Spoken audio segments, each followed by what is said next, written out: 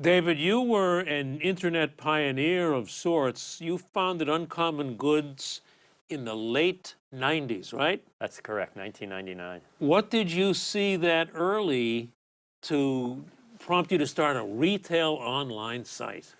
Well, I had, through a friend, learned about the internet, thought it was the most fascinating thing I had ever seen, and then started seeing websites crop up when pictures were on the internet, and thought this is an amazing way to shop, and this is going to revolutionize the retail industry. And most of the store-based retailers at the time weren't really focused on it. I started writing quite a bit about it, and ultimately decided I'd much rather be building a business than critiquing or studying an industry. You saw, for some reason, immediately stores are going to be able to sell things over this. Yes, I could tell right away. I mean, I was a customer, I was using it, and I remember buying a CD. I wanted to go see a band play, and thought, oh, I'm going to have to wait till I'm back in New York to pick up the CD, and then realized, no, you know what, I can just order it and have it shipped to me. And I thought, wow, that's incredibly convenient. What is uncommongoods.com today?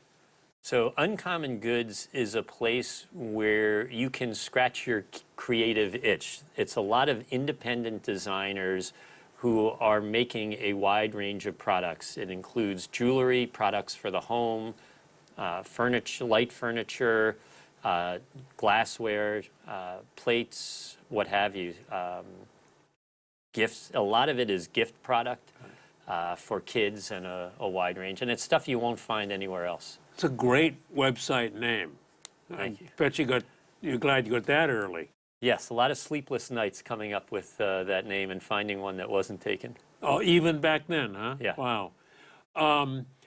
So do you find these vendors on your site, or do they find you, or both directions So does it both, go? we go out and try to find these artists, makers, designers, and they also come out and find us. We have a lot of product that's submitted to us, and then we also create product. We work with designers to make objects as well. Now, do you do this, or do you have a staff helping you do We this have, now? so in the early days, I did a lot of it, and today I do less. So you have... We have a team of people. We have a team of people who are buyers who are going out and finding the product. We have a team of people that work in what's called product development, who are working to design and manufacture product as well. So how many employees do you have? We have about 200. Wait a minute, I thought the internet was going to reduce overhead. You have a payroll of 200 people? Yes, and actually during the holiday season, even more than that. So you've got to be doing amazing volume. We're doing pretty well. We're doing pretty well. What are some of the best-selling items? So I mentioned we have a product development and design team, and we came up with a solution for that party situation where you have pistachio nuts being served, and where do you put the shells? And it's a wooden, made in Vermont, two-piece serving piece called the pistachio pedestal, where the nuts are on the top and the shells go underneath. We also have an item called a friendship lamp, which an independent, actually a orchestra conductor in the Midwest, who's a tinkerer, he invented this a few years ago, and we worked out an exclusive arrangement. These friendship lamps are connected using Wi-Fi and the internet. They're color-changing lights, and you press on the lamp, it's touch sensitive, and let's say your sister in California also has one of these lights, and yours turns red and hers turns red. She knows you're thinking of her by touching these lamps. Those are a couple of popular Uncommon Goods.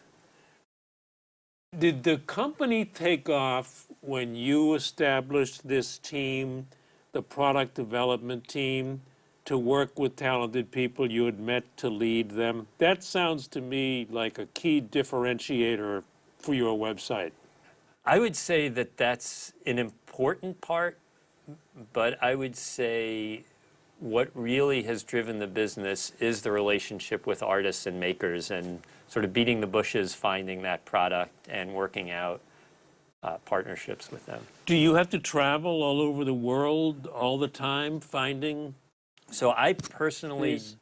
do not, but our buying team does travel the country and does a fair amount of work in Europe. Half of what we sell is U.S. made, so we're pretty heavily, I mean, that would compare to probably less than 5% U.S. made at a typical retailer.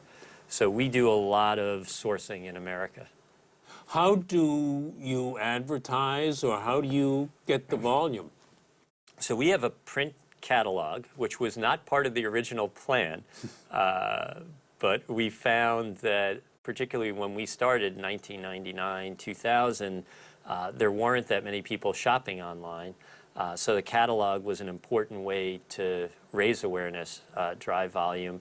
We advertise through paid search on Google. We also advertise on social media, Facebook, Instagram, Pinterest. So you spend a lot on Google AdWords or a little? Or We spend a fair amount, yes. how have you coped with all kinds of new competitors flooding in all the time, I assume? Yeah, no, there's never, even from the time we founded the business, there's never been a shortage of competition. I think the most important thing is to focus on the customer and just continually giving her a better experience. And to you, the customer is the artist or the buyer? No, the shopper. The shopper. I mean, we've also got to focus on our suppliers, two the kinds of artists, suppliers, but right. the one who is buying from us, which is the shopper, The shopper. we have to keep giving her a reason to come to Uncommon Goods rather than Amazon or any one of a number of other retailers. And how do you do that? Do you call them up on the phone and ask them? How do you keep her coming back? So one of the things I recognized early on, and it's in the name, is we have to have things that you can't find anywhere else, okay? There's a fine line, however, between uncommon and unpopular, okay? So we've got to make sure that they're not products that are available, but also not so obscure that 3 people in the world will want to buy them. And so we're constantly testing new products. We introduce something like 1,500 new products a year. And once we see an item start getting traction, we'll put more marketing behind it. We're constantly improving the shopping experience. We're all based under one roof here in New York in terms of our customer service, in terms of our warehouse. And so we work really, really hard to give a special experience to the people that shop with us. Do you get a lot on the phone? Do people call on the phone? People do call on the phone, and we're happy to take their order however they want to give it to us. So we have a team of people answering phones. It's a relatively small piece of the business now, just about 5% of our orders come in by phone. Most of the customers, even ones who get the catalog, will go online, go on their phones, or mobile phones, and place the order themselves. You could even advertise if you had the staff. Call us on the phone if you want. The reason I mention that is I call all kinds of companies. Some make their phone number near impossible to find. But I called your office, and a nice woman answered the phone, and I said to her, are you right there in the same building with David? And she said, yes, he's right here. Because as a caller, I knew that not only was she in this U.S., but I just sensed in everything about her that I was calling the company, a human person.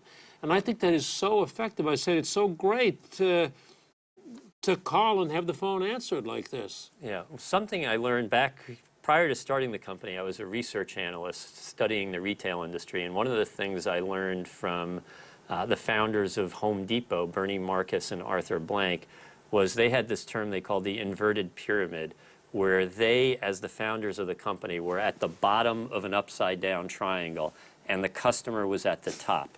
And that your folks who are interacting with the customer. So in our company, it's our customer service team and our warehouse team, because if you pack the box correctly and beautifully, that's critical to the customer. Having those folks at the top of the upside down triangle in the same place as you and connected to you will lead to a better run organization. So what does that mean? I mean, you're still the boss, and you can say, look, I want to do this today, I want to sell this, I want to sell that. But in a way, you see yourself at the bottom of the pyramid? Right. The What does that common mean term, day to day? So what it means day to day is staying humble and constantly listening to your team, because the best ideas in retail stores come from the sales floor. They don't come from the home office. So listening to our customer service team, listening to our warehouse folks, staying humble, recognizing that your role is to provide the tools and the resources for them to succeed. You're not some genius that's just ordering commands left and right. So that's interesting. So I'll ask you another question. How do you stay humble when you're up 75% over last year? I'd say my parents raised me to realize that we have something to learn from everybody, and we can constantly get better. Where do you go from here? What are you going to do? So I love running this business, and I want to continue growing it and continue improving it. We try really hard to have a positive impact as a business. We're what's called a B corporation, which means that not only do we focus on our impact financially, we also focus on our impact that we have environmentally and impact we have on our workers. So we've gotten involved, and I've personally gotten involved in getting legislation passed for paid family leave and for raising the minimum wage. Those are things that I think are important to workers, and we're going to stay involved in those kind of issues. We're going to continue to grow the amount of product that's exclusive to us and has a positive impact. And hopefully, if the customer says so, we'll continue to grow the business. You've got to do a lot right to have all those employees. That's a high overhead. Yes. You've got to move that inventory. Real quick question at the end, a specific item. I looked at your website today. It says, can you keep a secret? Only people who subscribe to our email list get word of secret sales. I thought to myself, wow, that's really pretty clever. What do you call, is that a bug on the website? What do you call that thing that says that on the website? And does it work? It must. So it does work. I mean, there are different terms. We call it a module, just a space on the site. Okay. If it popped, this is something that popped up. I think so. So when you're leaving the website, rather than are getting nothing. So we're not getting you to shop with us, unfortunately, but we have something that pops up, and at least we get your email address. So, You son of a gun, I think I was. I took a quick look at the website, Yeah. and I think you weren't watching me on that website, were you? Look away. And I think I Right. was about to leave it. right, if the technology, and it's not something we develop, but we license, but the technology can sense when you're going to exit the site. And so it essentially interrupts you. It pops up and says, hey, before you go, how about you give us your email address? That's exactly what happened. I looked away and looked back, something else had come up, and I ended up taking notes on it. It was so good. So that people will sign up. People do sign up, yeah. Learn something every day. Thank you, Joe.